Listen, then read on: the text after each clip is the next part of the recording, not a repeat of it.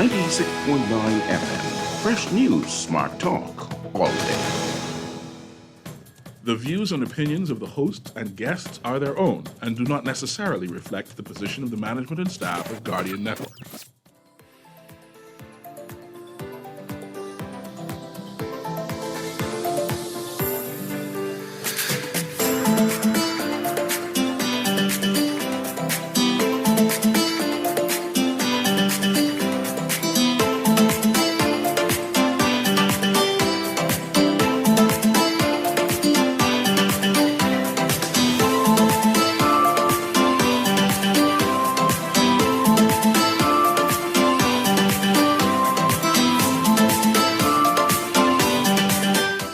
Good morning and welcome to Guardian Radio AM. Today is Monday, April 15th, and it's a little after 11 o'clock in the morning. Once again, this is C.A. Newry, and I shall be your host for today. Today, Erin, she's joining me. We're going to have an open line Monday. I haven't had an open line Monday for a bit. I haven't allowed my listening audience to call in and speak on what they want to talk about for a bit and see if they can challenge us to get us to give commentary on their subjects, all right, or what is important to them or what is trending. And they say, man, they haven't heard that in the news. And I say, okay, I'll have an open line Monday for that today. So one or two things you see that in the news that bypassed us, things that is happening in the Bahamas that bypassed us, or even inside the world that bypassed us, and you want us to have a conversation about it, call in. I'll be happy to engage you. The numbers are 323-6232, 325-4316, 325-4259. And of course, the Family Island number is 242-300-5720. But I, as usual, I have something to talk about, Aaron. I have something to talk about because I want to talk with the Prime Minister. I want to talk with the Prime Minister because the Prime Minister, you know, I only read the headlines, and the headlines tend to be salacious sometimes, right? So I do not know exactly what the Prime Minister exactly said, but the headline vexed me to rotten, right? So I said, oh, my good Prime Minister say that. I assume they making fun, making sport, trying to poke. They're trying to get me incensed, Aaron. I believe they're trying to get me incensed, so I would have come here and just spew off all kind of things. Why are you trying to put me on this side of the floor this morning? Because obviously this is political satire. You think so? Yeah, read the headline and then let me tell you why. I want to read the headline that got my attention. Yeah. Right? And then I want you to read the article to put it into the record so we can have a conversation about that. That's good. So the headline, I see the caller. The caller want to talk about. He want to talk about. So I got to finish this point. Right? The Prime Minister said, rape is rape. That was the headline. Said PM says rape is rape. And that took me aback because rape ain't rape. All rapes aren't the same. We see it because we've been round about this term sexual assault. Mm-hmm. Right? It has come into our vocabulary. They no longer use the word rape anymore. Right? We now seeing that we thought statutory rape was rape. And now that has a different legal definition, right? And then a 16-year-old is different from a 15-year-old and lower, right? So a 13-year-old is different. Yes, from a 15 and a 14-year-old. So we can't say rape is rape, and any credible lawyer is quite aware of that. So that's why I got incensed, and they said, no, they're trying to bait me. The newspaper trying to bait me. And I said, I need to have Aaron read this for me so I can understand exactly what's going to happen. So I think that was the Tribune. I think the Guardian. What the Guardian said this morning. PM, the Prime Minister why says do what? we want to describe rape? Why do you want to describe rape in the first place? You're nosy. You don't need to describe and explain what rape is. Rape is rape. Rape is rape. So, call, I see you. But allow me to read, have Aaron read at least one article first. And then I can speak to you and then come back and read the second article. Is that good? You hear me, caller? Okay, so let's do that. Read that headline. Of course, we're going to start with National Guardian, the best newspaper in the Bahamas, right? So let's start with that. PM, why do we want to describe rape? Though the Davis administration drafted an amendment to the Sexual Offences Act to criminalize marital rape, Prime Minister Philip Brave Davis said he does not like the idea of, quote, describing rape, close quotes. Quote, why do you want to describe rape? Rape is rape. close quote, said Davis, when asked about the controversial issue on Friday.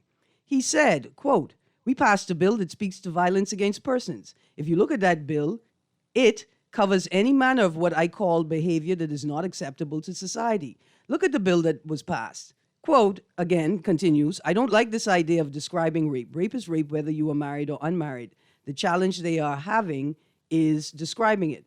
The bill Davis referred to is the Protection Against Violence Act 2023, which was passed in Parliament last year. It does not address the issue of marital rape.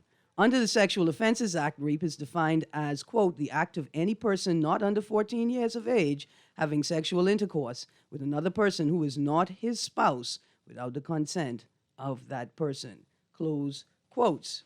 You want to stick a pin there? The article continues. I can finish the article because the article just explained that rape ain't rape. Because if I'm married, I can't rape my wife. I can coerce her. Well, let's stick, But I can't rape her. maybe So rape can't be rape. let's stick a pin for a second. In fact, the campaign led by Equality Bahamas is called the Strike 5 campaign, and it calls to strike 5 words from the existing legislation. And by striking those 5 words, the result is rape. So I don't understand what the Prime Minister is saying, because what the advocates are asking for is for rape to be defined as rape. The Prime Minister is the head. He basically sets the tune, the ethos of his government. His government don't see the need to, don't mind the passing law and whatever it is. No, the irony is that what the Prime Minister is saying is exactly what the advocates are calling for. Rape is rape. There should be no qualification. We ain't changing the words. That's the point. I hear you. We ain't prepared to change the words. So if you think rape is rape, just don't know that we ain't changing the word from husband and wife. So once you get that, then you understand that there's a problem. But let's go to the callers and we can finish that article there. Go ahead, caller. Can you hear me? Hey, good morning, Mr. Newry. Turn on and read. I can hear you. It's kind of whistle feedback. And good morning to you. Hey, good morning. Good morning. And good morning, Aaron. What's up? Morning. I heard you guys talking about rape being rape. We all know when you get before the court, you have to describe that rape, unless it's not rape, but anyway. Mr. Newry and Aaron, I didn't see you guys out on Saturday. I come for my pepper sauce, Mr. Newry, and there was no stall for you. And Aaron, my lemon, my watermelon, not watermelon, what it was? Cantaloupe? The cantaloupe lemonade was not there. It was there. It was. I didn't see you. When you come, I was there. The mango lemonade was there. The cantaloupe lemonade was there. The gooseberry lemonade was there. The mulberry lemonade was there. The starfruit lemonade was there. The tamarind vodka tonics was there. Everybody was there, but you, I ain't see you. I will know come you were saying. I was there. See? I came early though. You might have gone to a different place. No man, I've been on Glasson Road to the big place. I think what happened, I think I know what happened. I spent too much time over by the livestock admiring the little baba black sheep I saw. Listen, I was trying to adopt a goat named Curry. And, and when I go on, I say, which one of y'all named Curry? I hope that big one didn't stare you down, because there was a big one with horns that was staring you down. The big one turned to me as he put down another goat. You know, like he was weightlifting a goat. And I said, okay, maybe not you. I hope your name is not Curry. You are not the Curry goat I come to talk to. No. Oh, I so love that. I think we need to have that twice a year, man. That the store, I got so much nice things from there. We can talk more about that tomorrow on my hour. Yes, ma'am. Yes, ma'am. Okay, but thanks very much.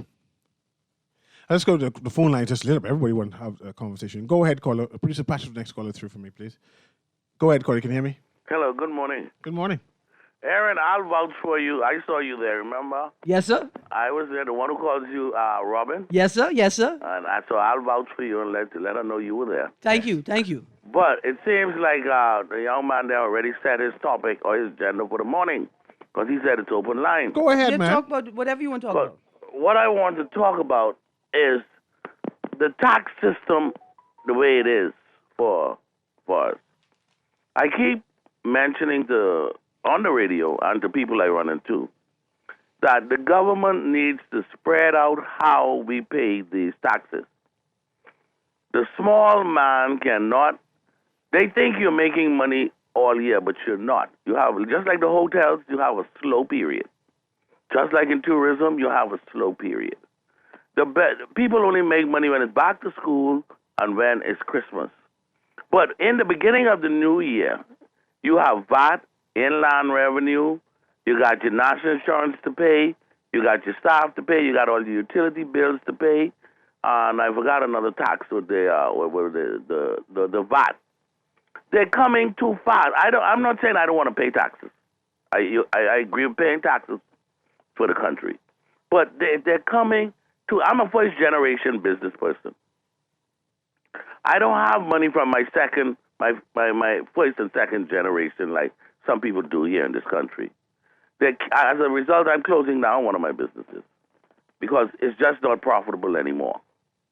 Because for the beginning of the year, all I've been doing is trying to pay these taxes on time. I'm already up to about $50,000 in taxes when you pay inland revenue, VAT, national insurance, and all of that, and try to buy. But I'm not even talking about trying to restock yet. They have to spread this thing out if they don't want people to be conniving or to close their business down, and they then create unemployment. Because people go into business to make money. Not to everything you make, you give it to them or you put it right back in the shop. You're paying the staff going on vacation. All these things kill a business. Because the money too much is going out and not enough coming back in. And you don't have to go to school for this to realize this. So these people who come with their accounting techniques and all of that, most of them don't own businesses. They have to listen to the small man to get a better idea of how to do the tax thing. We cannot have all these taxes one time at the beginning of the year. Thank you, caller.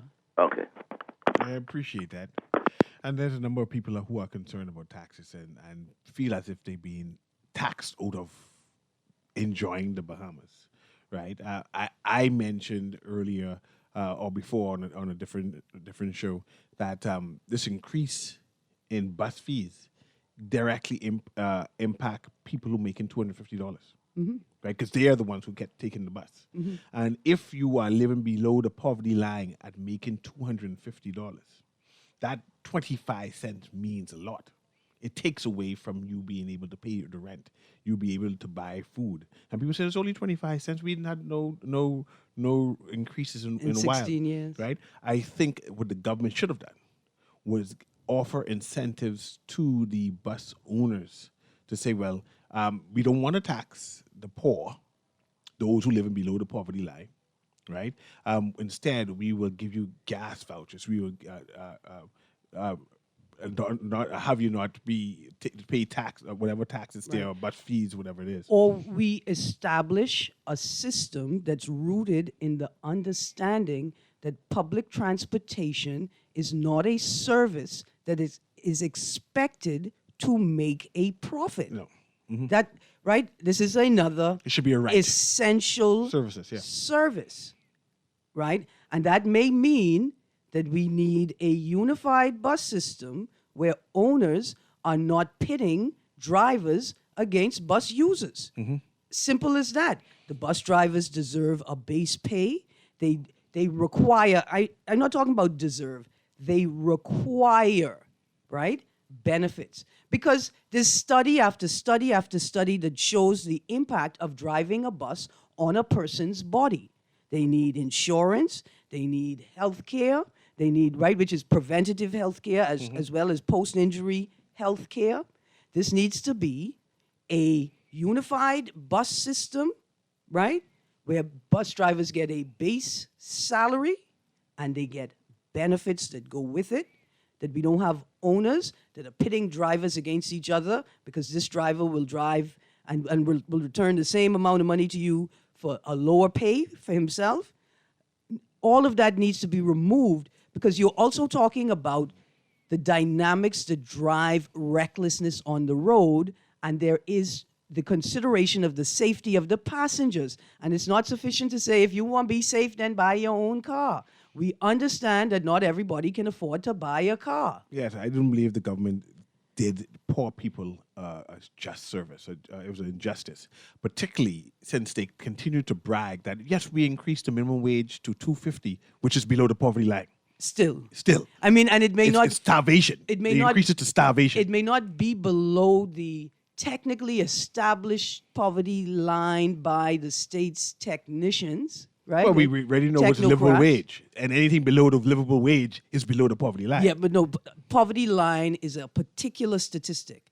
It's determined in a particular way, right? But ahead. saying that the state determines or a financial institution determines what the poverty line is doesn't mean that people that are at or just above the poverty line have access to the basic things that they need. Yes, but I see they continue to brag. We have another caller there.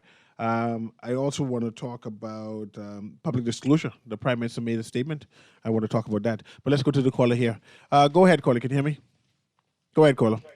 Yeah, good morning, Brother Newry. Good morning to you. Listen to me, sir. I heard y'all talking about the public bus system. Yes. I don't believe in government running too much things. But I believe if the government were to take that bus system over, give people a decent salary, have the bus on a regular schedule running, it would work better. I don't know if you could remember hearing about a company they called Convenience City Transit. It was run by Lamboy Ramming. Yes, sir. That was the ideal thing. Yes. That is how the system should have been run. Despite what they wanted to say, I don't know why it collapsed. I don't know what happened with it, but that is for another day. But that is the way, that's a model they should have it running after. Okay? Yes, sir. But what I really called for, I wanted to throw in a little politics with Dr. Minnis traveling around now with Brian McCartney. Now, okay, you throw in the politics and I can throw in the story on the front of the Guardian. What did the story say? Story on the front of the Guardian, so I'm pulling it open right now. Give me a second.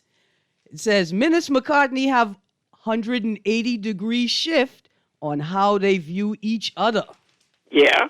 Yeah. You think Mr. Minnis are trying to become leader of the DNA? They're going to try way back up the DNA?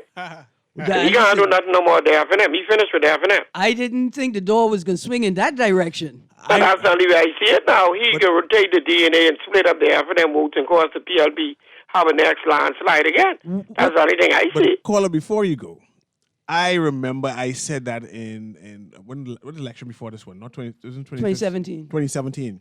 When I said it's impossible for Minnis to be Prime Minister of the Bahamas. I now call him Lazarus. He can raise from the dead. No, not with the F&M. Well, he was supposed to keep the F&M too, but they had what do you call it? Saltfish? What do you call it? Starfish? Starfish took over the whole party. I thought Minnis was dead then too, and he. But listen to me, Mr. Newry. In closing on this, let's get this politics thing and let's make sense with this. Mm-hmm. Donald Branwell McCartney, is not as popular in the F&M as he used to be. Okay, so he ain't carrying no strength in there. Mm-hmm. All he doing is pulling out weakness. He ain't carrying no strength in there. And if Mr. Minnis goes in a three-way race in Delaport, in Kalani, he get beat. You think Minnis ain't gonna win Kalani come this If he get in a three-way race, he can't win. Because he's not going to take no votes from the PLP. He's going to pull votes from the F&M. He can't pull no votes from the PLP. The PLP is in Kalani, can vote PLP. Mm-hmm. Now, him and whoever the F&M decide to send up there, they will have to share their votes. Now, don't get me wrong. Mr. Minnis has a big group up there. But them people, a lot of them people are F&Ms. They ain't getting no DNA, and they ain't getting no independent. What about Minnis in Long Island? No. Brian getting in Long Island. And the Minnis. For Mutton Brian Fest? will go to Long Island. For Mutton Fest? Huh? For Mutton Fest, eh? No. Brian, that'll be between Brian and Dr. Dwayne Sands Okay. under the F&M. Okay. And that'll be another split again. You remember Larry Cartwright when he had run as an independent up there? Mm-hmm. And I don't understand how Dr. Minnis is waking up all these dead F&Ms. What he could do with Larry? What Larry Cartwright could do for him now? He's attracting the wrong set of people. Sense and wisdom? He means good, but he's attracting the wrong set of people. Okay. Larry Cartwright has no more clothes up in Long Island like that. Okay. We shall see. Call, I appreciate the call. Yes, sir. Thanks again. Thank you. The door swung in the entirely opposite direction. I didn't. Is Brandville a part of the DNA anymore? Can you DNA say has that? been dissolved. He left the DNA, and remember, Ms. Kumalafe took charge, and then she dissolved it altogether. Okay. Now she has put her ties or support, her talents with the FNM. But I anticipate a by-election in Long Island soon. The issue now is who would the PLP send to Long Island? They can send Young. No, I don't think they can send Young no more. That finished with. Okay.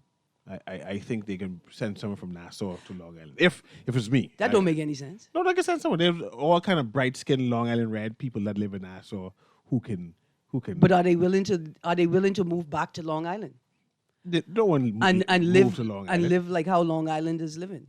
No. Most of the Long Because Islanders. if the MP is most down of there, the maybe Long they'll have Islanders live in Nassau. if the MP is down there, maybe they'll have a working bank, unlike think? Yeah. these other people.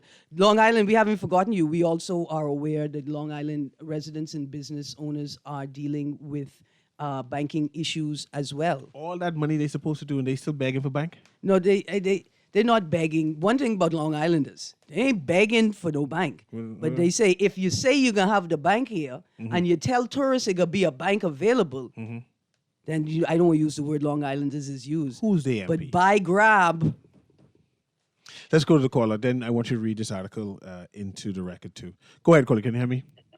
Yes, good morning again, Mr. Newry and Ms. Green. morning. Yeah, you said a little open line, right? Open line, whatever you want to talk about, man. Yes, sir. Well, year in and year out, like we basically talk about the same issues in our country.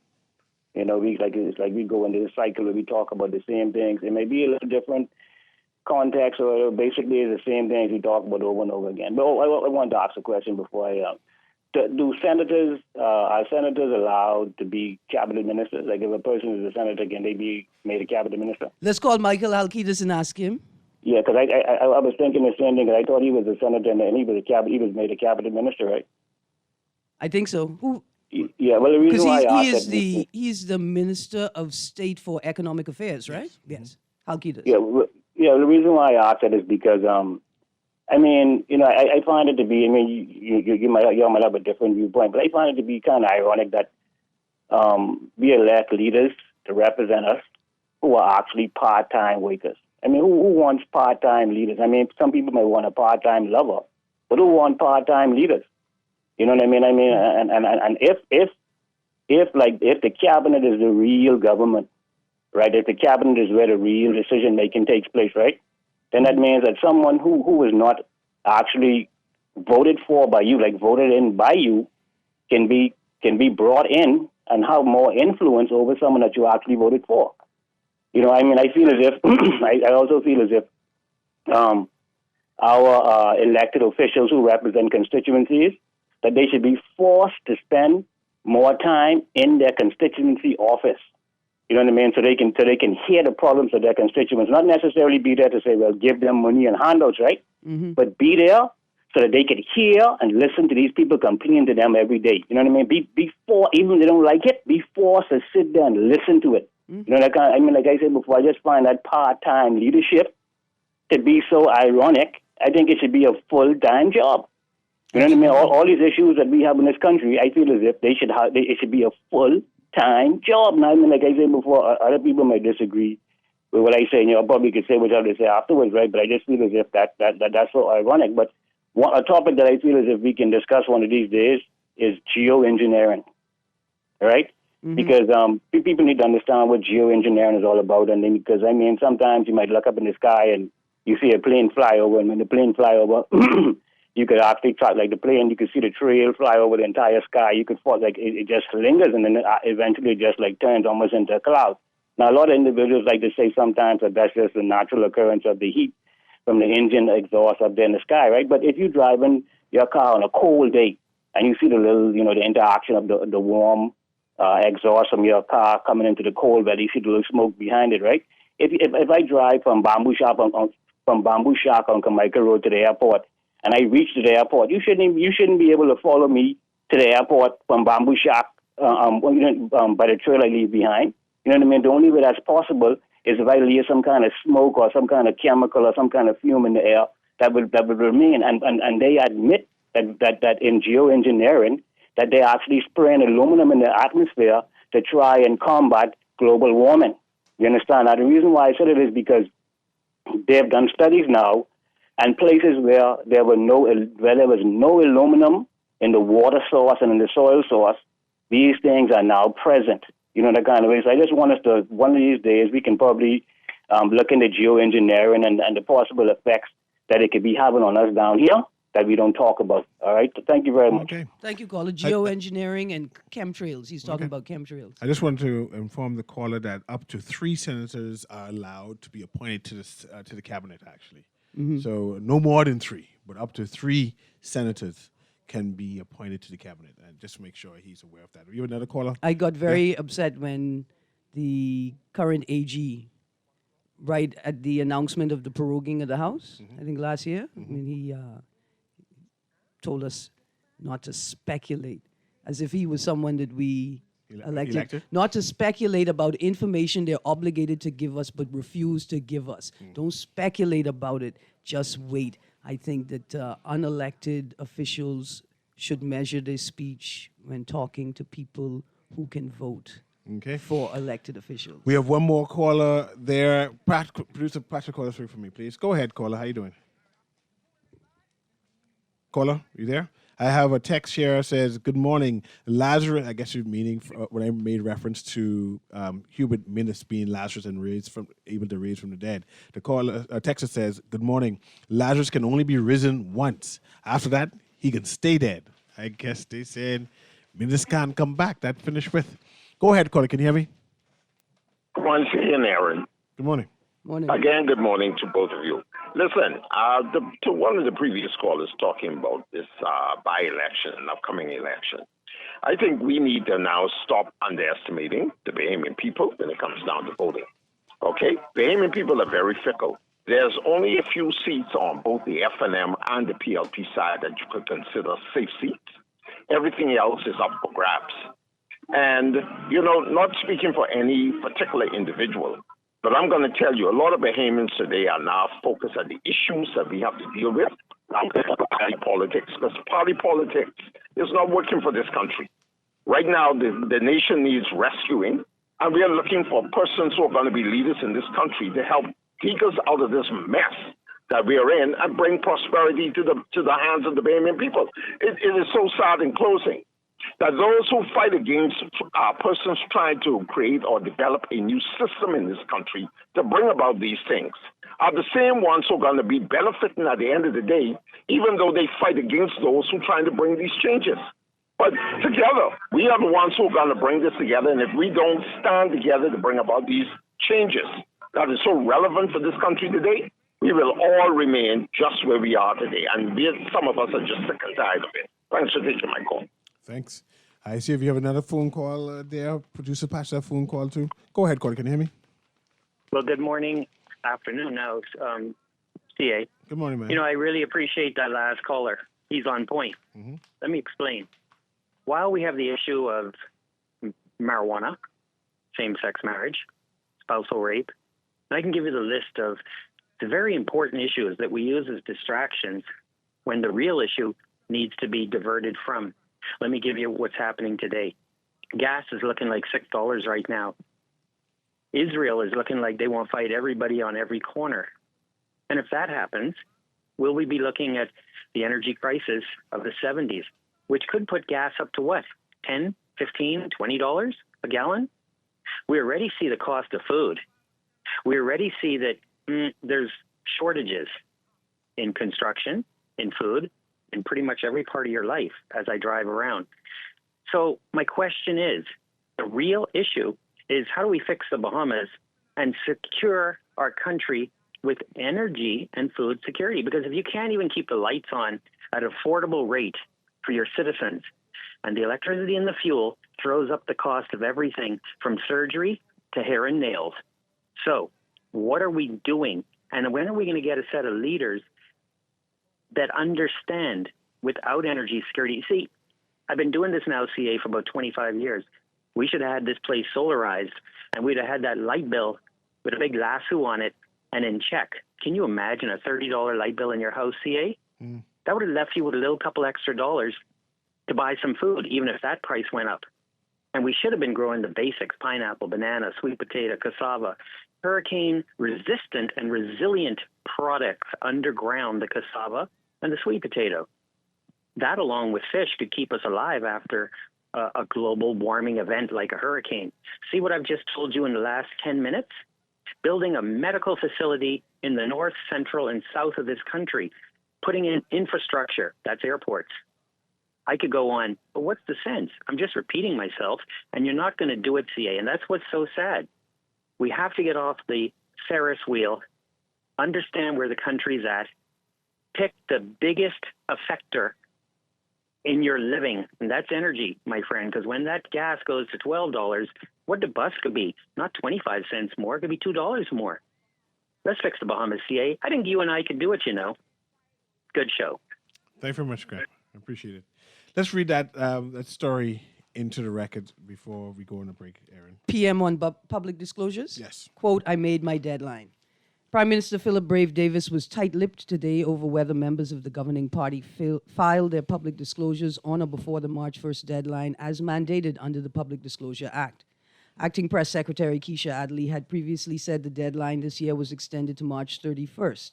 Another high-level source told the Tribune that an extension had been given this year to March 15th, but could not give a reason for the decision. Public Disclosure Commission Chairman Bishop Victor Cooper is missing in the article, confirmed that an extension was given to some parliamentarians who requested more time. However, he told the Tribune he did not remember who they were. He still could not say how many had completed their filings. Mr. Davis did not confirm on Friday whether Progressive Liberal Party MPs met the March 1st deadline or if extensions were given. Quote, I cannot say that, close quotes, he said. Quote, those questions I would direct you to ask to the commission itself so they could determine what it is. I'm not at liberty to disclose the private affairs of my members, close quotes. Could I stick a pin there? Stick a pin there. I just tired of it. Because the last time Bishop Cooper spoke, he said, ask the Prime Minister. Yeah. And now the Prime Minister is speaking and he's telling us to ask the commission. If we call the commission, hopefully somebody will answer. Because let me tell you about calling the Independent Secretariat. I don't even know if they have phones there. Since they don't know computers. Wow. I distinctly remember the chairman of the commission telling us to ask the Prime Minister. And now the Prime Minister is telling us to ask the commission itself so they could determine what it is. I'm not at liberty to disclose the private affairs But the commission of said my he members. does not know. He already No, said I he know what the doesn't know. problem is. I know what the problem is. The Prime Minister, it's not even the Prime Minister's fault. Did the reporters start their question with, in your capacity as a member of the Public Disclosure Commission? See, because he's a member. He is one of the people that has to make the final decision.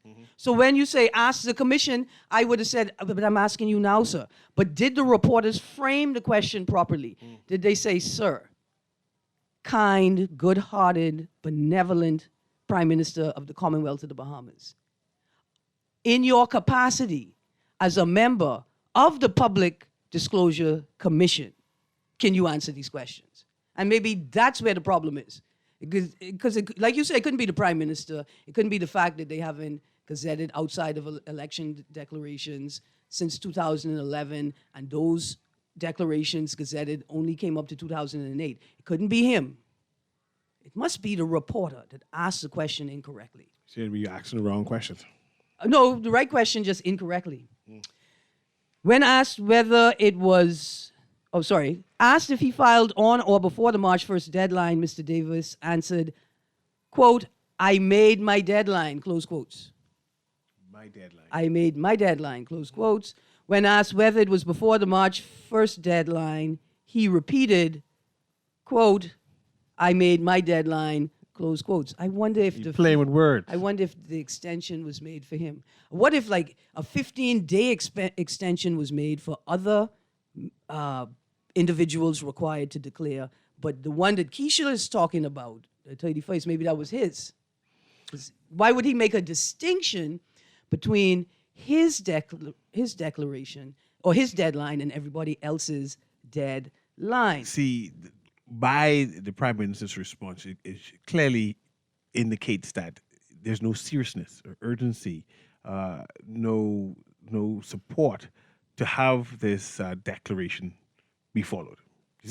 There's no need for it. They're dismissing. They're dismissing it.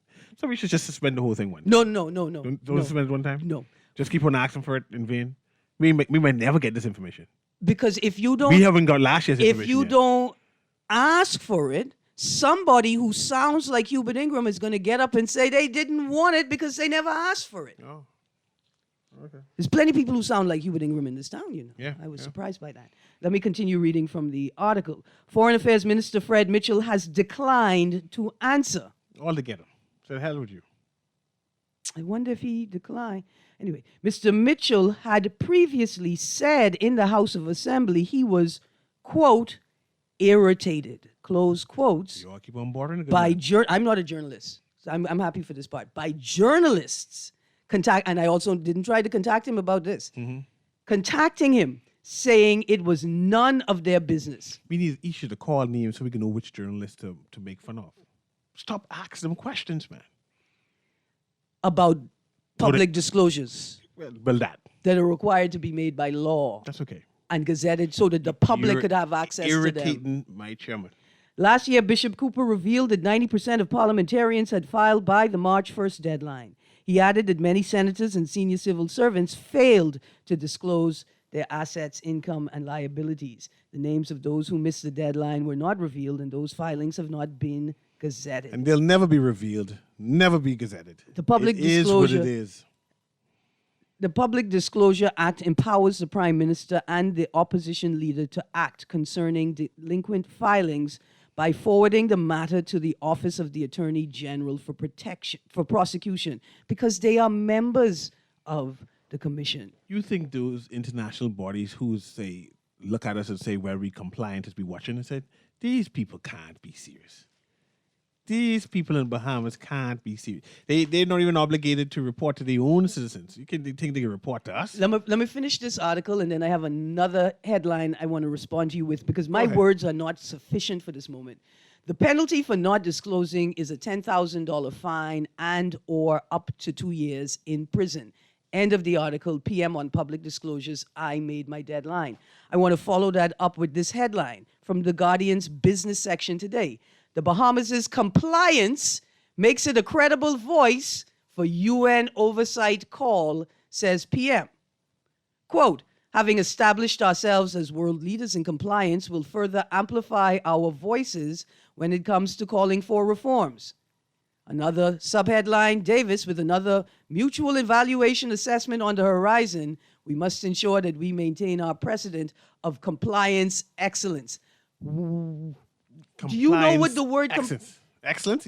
I heard excellent. Yeah, the other word, Compliance. compliance. Did you hear that word? Yeah. But I heard excellent after But compliance. you know what compliance means? To be comply. To be compliant. Yeah. To comply with. To comply with, yeah. The Bahamas' compliance makes it a credible voice for UN oversight call.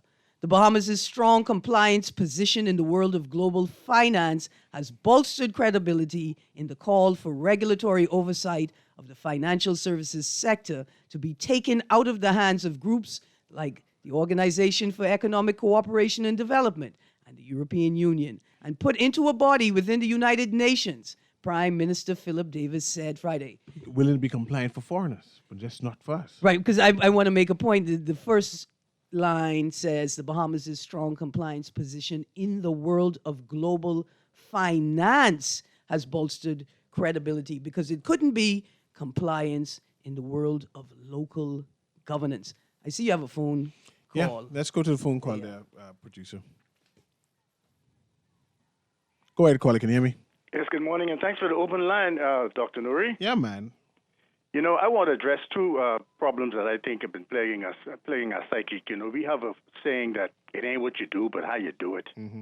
And when you really look at it, however you do it is what you do, because on the books, the judges don't charge you for all of what you're going into. They may consider that in their sentencing, but it boils down to crime is murder or rape. I think that might be the point the Prime Minister is trying to make. I'm not sure. I'm not in his head. But then there's this other saying where we say the man is the breadwinner. The problem that comes in with that is when you have an archaic mind, you sometimes see your spouse as the bread and you the winner. So that might be, you see, these little things play on us because most of us are uninvolved, right? But now here's another one to consider. There's no way you're going to put out the fire when the fire starter or the arsonist is the fire chief or the government, as in this case today, eh? Got me? Yeah, I got you. I presume that you are referencing the story on marital rape. I think that's a sound presumption. Call or text me back if I'm incorrect. 422-GR96. That's 422-GR96. I'm going to check the text line. Mr. Newry, we've got lots of text here. First text, morning, Newry, you said it's an open line. Well, I understand that the government wants to get the Chinese to buy the Grand Bahama Port Authority. Okay. But you can't. The Port Authority is private. The government cannot sell the Port Authority. That's not what the text has said. But it's still, it's impossible. How they can do that? When you don't own it. They would present to the owners a viable buyer. But the owners don't want to sell. Well, that's a totally different story. That is a totally different story. You can't sell something. You can't buy something that somebody doesn't want to sell. Yeah, that's fine. I mean, unless you're the government. See, unless you're the government, you could do that. Yeah, I like conspiracy theories, but that's far-fetched to even suggest such a thing. That's just gets grasping at straws. The people ain't selling, they're making money. They can sit right there and make millions of dollars just sitting there. We can talk about the Grand Bahama Port Authority again, hopefully on Wednesday. And we'll just go through all of the articles that have been circulated of recent and then analyze it, do an analysis on each one and see what exactly is happening. Right. It appears to be a simple conversation on the surface. I just don't like it being public. This public row is not attractive. The conversation should be public. There's a row. The tone. This is not a conversation, it's a row. The management of details surrounding should be public. The way in which we have the conversation is what is of concern. Okay, I have a texter here. Texter, Aaron, the texter made a fair rebuttal on why your assumption was more valid than the other concerning the reason the fire started. I did not offer an assumption on the reason why the fire started. I said that there are so many things to be considered, including this one issue, that there's not sufficient information in the public domain to convince me and some others that they have been considered. Another text.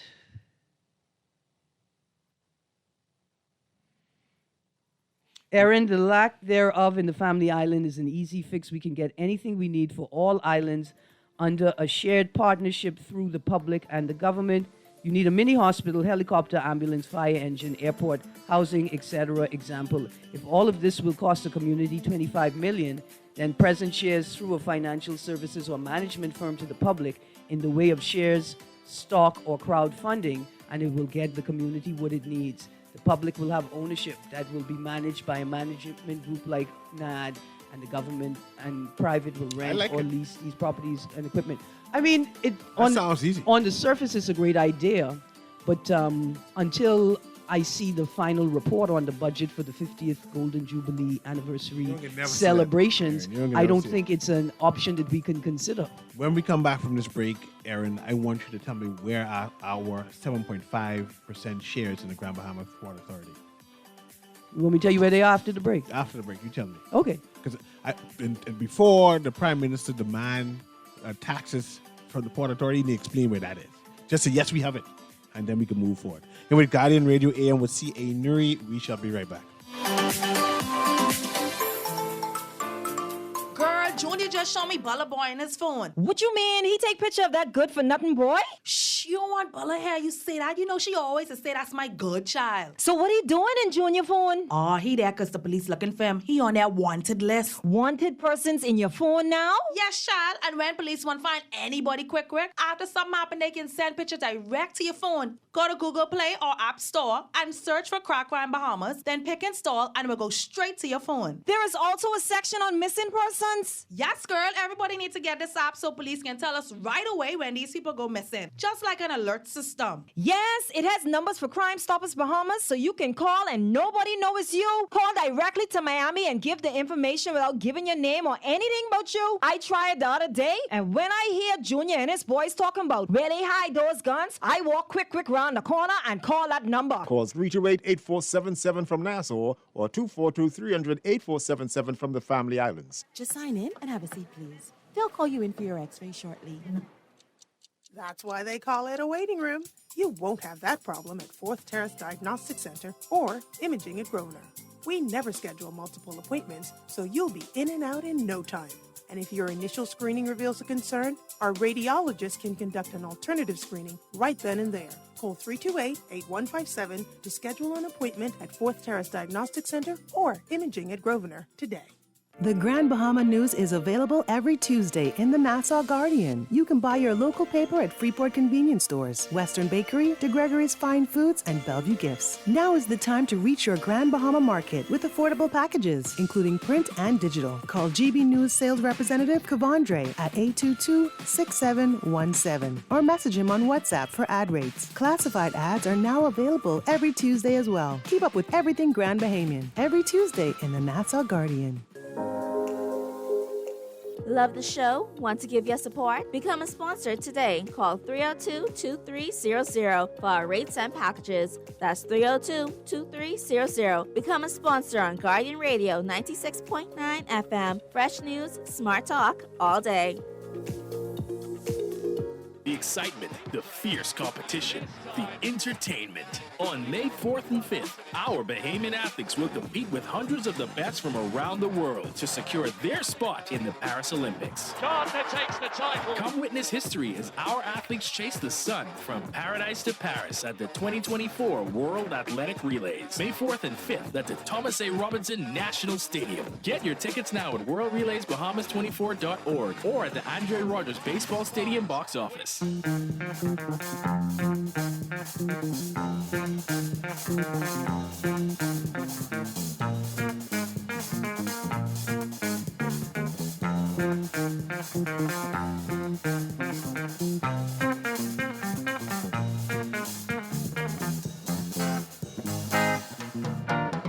Hey, hey, hey, Bahama rock. Hey, hey, hey, Bahama. Hey, hey, hey, Bahama Rock. Once upon a time in Grand Bahama, the people them lease land. Now the land they lease has gone. I said, how can land disappear? You know how they disappeared? Oh. They dredge all the land. It's just ocean now. They rented the land. They was renting the land to use, and instead of renting the land, they dredged the land for miles. Now the land gone. Before the government asks for taxes, they got to explain to us what happened to the Bahamian land.